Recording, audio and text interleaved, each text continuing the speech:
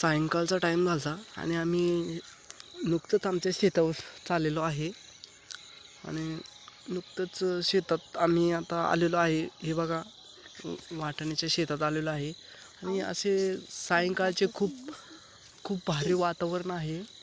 सायंकाळच्या वातावरणात गावाकडे खूप छान वाटतं असं, पण शहरीकरणापेक्षा गाव हे खूप छान असतं. आणि त्याच्यावर आपण इकडं गावाकडं असलो तर शेतावर घर असेल तर खूपच छान असतं.